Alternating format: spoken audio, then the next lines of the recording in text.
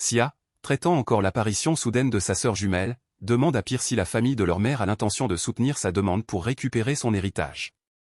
Pierre secoue la tête, précisant qu'à part lui assurer un transport sécurisé, la famille n'interviendra pas directement dans cette affaire politique.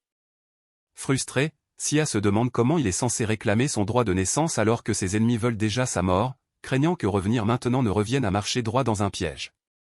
Se levant pour partir, Pierre déclare nonchalamment qu'elle n'a fait que suivre les instructions données et qu'elle n'en sait pas plus sur les plans globaux de leur famille. Cependant, avant de s'éloigner, elle suggère de manière critique que son frère devrait bien réfléchir à l'existence d'autres avantages cachés qu'il n'aurait pas encore utilisés. Laissé à méditer sur ses paroles de départ, un Seiya confus se demande d'abord quelle carte cachée il pourrait bien avoir dans sa manche. Soudain, ses yeux s'écarquillent alors qu'une réalisation le frappe. Il sort rapidement le parchemin mystérieux qui lui a été donné par la sorcière, Yin. Seiya commence à relier les points de la prophétie, notant qu'elle lui ordonnait de trouver la première personne qu'il connaissait, qui était Pierre, et de retourner là où tout a commencé, ce qui correspond parfaitement à son prochain voyage vers leur patrie ancestrale, pour reprendre ce qui lui revient de droit. Cependant, il peine à déchiffrer le dernier indice concernant une figure couronnée au sommet des étoiles, se demandant s'il s'agit de la famille influente de sa mère ou d'une toute autre entité inconnue. Submergé par cette énigme critique, Seiya se prend la tête entre les mains de frustration tandis que Tang Dun l'observe avec inquiétude. Déterminé à trouver la réponse, Seiya se lève brusquement et ordonne à sa sœur de faire demi-tour au vaisseau, ayant l'intention de repartir pour clarifier les choses. Tang Dun intervient, demandant si Seiya a vraiment l'intention de retourner dans la ruelle. Seiya confirme son plan, affirmant qu'il doit confronter Yin pour clarifier la dernière ligne de la prophétie, convaincu qu'elle détient la clé ultime pour résoudre son dilemme actuel. L'expression de Tang Dun s'assombrit, avertissant son ami qu'il va être déçu. Le massif guerrier révèle une vérité troublante, expliquant que quelques minutes seulement après leur départ, il avait regardé en arrière dans la rue pour constater que la femme énigmatique et sa boutique avaient complètement disparu sans laisser de traces. Tang Dun termine en déclarant que c'était comme s'il n'avait jamais existé dans ce monde, laissant Sia sous le choc absolu face à cette révélation. Pendant ce temps, sur le vaisseau de transport, un duel acharné commence dans la salle d'entraînement de force renforcée, marqué par un choc massif et aveuglant d'énergie Sion et orange doré. Poussant ses limites, le prodige elfe Aonon Turing déchaîne un barrage incessant de puissants rayons d'énergie Sion sur son adversaire de haut niveau. Malgré l'assaut féroce et rapide, Eiji Dao reste totalement imperturbable, déviant nonchalamment les intenses explosions d'énergie avec sa seule épée. Regardant depuis la ligne de touche, Lu Sheng observe le choc explosif et loue silencieusement l'excellent talent de combat de l'elfe. Analysant le combat, il note que le statut de niveau immortel d'Aonon Turing est véritablement impressionnant, il en déduit que l'énergie verte unique que l'elfe contrôle est probablement liée à une loi puissante basée sur la simulation et la copie. Il compare mentalement les capacités de l'elfe à un certain super-héros de bande dessinée de sa vie passée sur Terre, notant les similitudes dans la façon dont les deux utilisent l'énergie verte et comptent lourdement sur leur imagination pour manifester des structures et augmenter leur puissance de combat. Décidant que la démonstration a duré assez longtemps, Eiji Dao saisit fermement la garde de son arme alors qu'une intense énergie dorée flamboie autour de lui, déclarant fermement la fin de l'échange.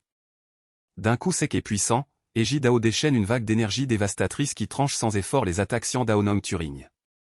Le prodige elfe pousse un cri de choc alors que la force écrasante brise facilement ses défenses. Fixant la lame luminescente désormais arrêtée à quelques centimètres de son visage, un Aonon Turing humilié admet sa défaite, il avoue que l'écart de puissance entre eux est simplement trop vaste, confessant qu'il n'a même pas réussi à s'approcher du niveau de l'expert de niveau 13. Rengainant son épée, Eiji Dao rassure le jeune prodige en lui disant qu'il comblera cet écart avec le temps, il offre des conseils constructifs, suggérant que l'elfe devrait abandonner ses tours superficielles et tape à accent grave l'œil pour concentrer son entraînement spécifiquement sur le perfectionnement de ses techniques de base les plus fortes afin d'augmenter significativement sa puissance de combat globale. Reconnaissant pour ses conseils, Aonon Turing place une main sur sa poitrine et remercie respectueusement Eiji Dao, admettant qu'il envisageait justement cette approche et qu'il a beaucoup appris de ce match d'entraînement. S'avançant, Lu Sheng demande nonchalamment à Eiji Dao si le guerrier expérimenté a pu identifier le type spécifique de loi que l'elfe manipule.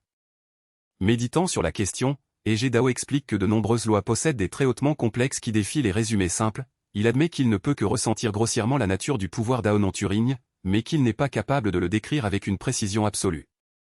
Aonon Turing demande à Eiji Dao son évaluation honnête, se demandant si l'instructeur considère sa loi spécifique comme puissante.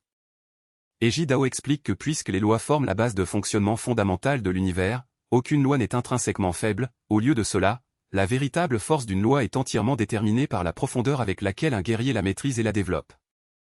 Pour illustrer son propos, Eiji Dao utilise le concept de la gravité planétaire. Il explique que la gravité n'est pas seulement une force simple, mais une loi physique universelle capable de causer une destruction massive ou de maintenir un environnement stable, selon la manière dont elle est appliquée. Toujours curieux, Aonon Turing insiste davantage, demandant quelle loi est finalement la plus forte entre la sienne et celle de l'instructeur.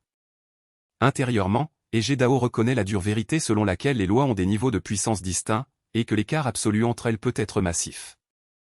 Alors que Liu Shang s'avance pour son tour, Eiji Dao note mentalement que la loi de la foudre de Liu Shang est naturellement une loi extrêmement dominante et puissante. En comparaison, il sait que la loi verte de l'elfe souffre d'un désavantage naturel écrasant, mais il choisit de garder cela pour lui afin d'éviter de démoraliser complètement le jeune prodige.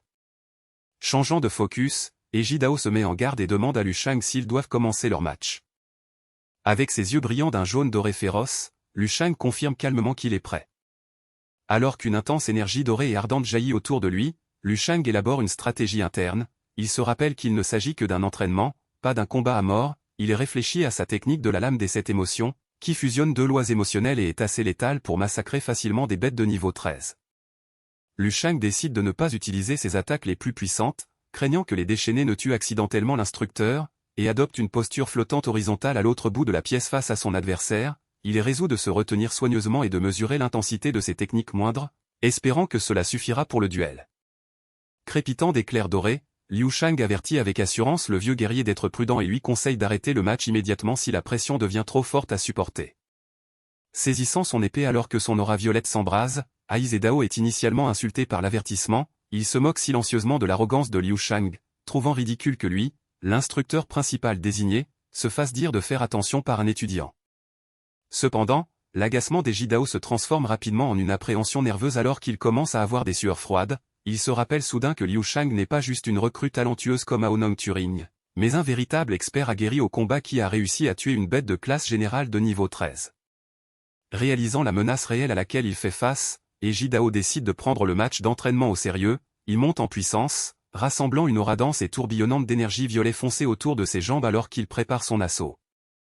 Voyant son adversaire enfin libérer son pouvoir, les yeux de Liu Shang brillent d'une lumière dorée intense tandis qu'il note mentalement que le combat est enfin sur le point de devenir intéressant. Liu Shang répond en libérant sa propre aura écrasante. L'énergie intense brûle ses vêtements supérieurs, révélant un emblème solaire brillant sur sa poitrine alors que des flammes volatiles blanches et dorées fouettent sauvagement son physique musclé. Sans perdre de temps, Eiji Dao s'élance vers l'avant, son énergie violette flamboyant agressivement alors qu'il réduit la distance. Il balance sa lame avec une force phénoménale, exécutant une technique de haut niveau dévastatrice conçue pour le massacre absolu. Le coup manifeste une structure colossale et aveuglante d'énergie violette destructrice qui illumine toute la salle d'entraînement renforcée. Le faisceau d'énergie massif s'écrase directement sur Liu Shang, l'engloutissant complètement dans une explosion à bout portant. Cependant, alors que l'énergie destructrice commence à se dissiper, Liu Shang est totalement indemne, arborant un sourire moqueur et confiant. La confiance de Eiji Dao vole en éclats pour laisser place à un choc pur. Il regarde avec incrédulité, incapable de comprendre comment son attaque ultime a échoué à infliger ne serait-ce qu'une seule égratignure au jeune guerrier. Se tenant droit au milieu des restes déclinants de l'attaque, l'aura dorée dominante de Liu Shang flamboie encore plus fort, affichant la durabilité terrifiante de son physique suprême. Passant instantanément à l'offensive, Liu Shang s'élance haut dans les airs, entouré d'un vortex chaotique et tourbillonnant d'énergies élémentaires multicolores, mêlant feu, foudre et puissance cosmique pure. Armant son poing brillant, Liu Shang prépare sa contre-attaque, canalisant les lois profondes de sa technique d'arts martiaux des 4 saisons en une seule frappe concentrée. Il descend sur Eiji Dao comme un météore flamboyant, abattant ses poings. Regardant avec effroi cette démonstration de puissance divine sur le point de l'écraser, un Eiji Dao terrifié perd tout son sang-froid, hurlant de panique pure alors que l'attaque dévastatrice se rapproche.